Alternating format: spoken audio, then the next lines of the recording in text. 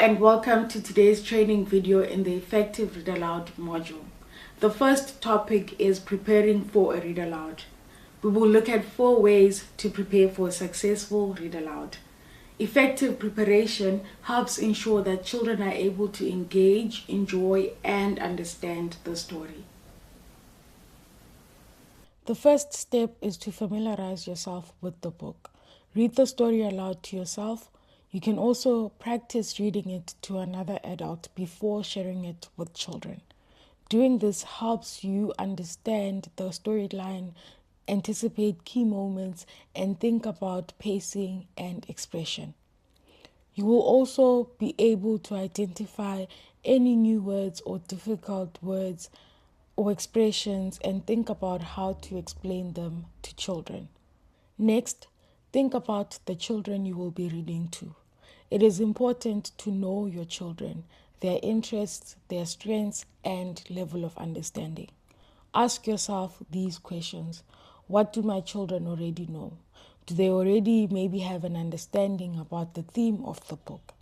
For example, in this book, Unkukhu noSongololo, the characters play a soccer game. Your children may already know a lot about soccer and how it feels to win or to lose. You can use this existing knowledge to help them connect with the story. Another question you can ask yourself is, what do they need to know? Are there any unfamiliar words, concepts, or cultural references that may need explanation? If there are maybe, for example, words that need explanation, you need to write these down on a cardboard or paper to show and explain to children before you do the read aloud. Then when they hear them in the story, they will have learned what they mean. This will help them understand the story. Another question that you can ask yourself is, what do they enjoy? How can you relate this story to their interests? Reflect on the types of stories they enjoy the most and how this book that you're going to read aligns with their interests. For example, in this clip, I was reading Big Blue Bus to children at Itemba School and spent some time asking them where they think the story takes place. This was based on what they could see on the illustrations, but also based on what I already believed to be some of their experiences. So thinking about children who already may have gone to Eastern Cape maybe for the holidays, and so they know what a village looks like and would be able to recognize it in the book and be able to then respond that the story takes place in a village. Other questions that I asked were questions like, do you go to town, or have you gone to town before? And if you have, what do you use to get to town? Because the character uses a bus. And so finding out what their experiences are and allowing them to bring in those experiences into the conversations about the story and what the story is going to be about. Creating meaningful connections helps deepen understanding and enjoyment. Next, think about how you can bring the story to life. What will make the reading engaging and memorable? Here are some ideas you could try. Use simple costumes or props. Use different voices to distinguish between characters. Use your own body language and facial expressions to bring the story to life. In these next 2 clips, we have a teacher from Itemba sharing how she brings the story to life in her classroom, and a teacher from Ikamva in action bringing a story to life to her children.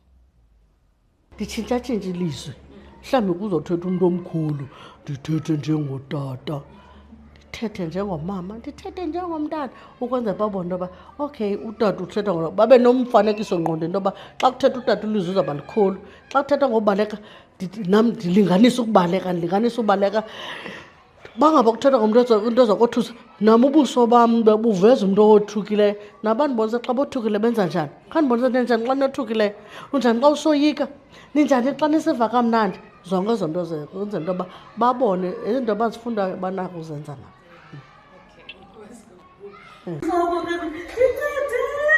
Iphakamise izandla zakhe, ndincedeni bantu, ndincedeni. Khawuleza bangenelela apha. Latsho ihombe elimhlophe liphethe ikhuni. Finally, plan activities that will fit the time you have available. It is important to keep children engaged for the entire reading session.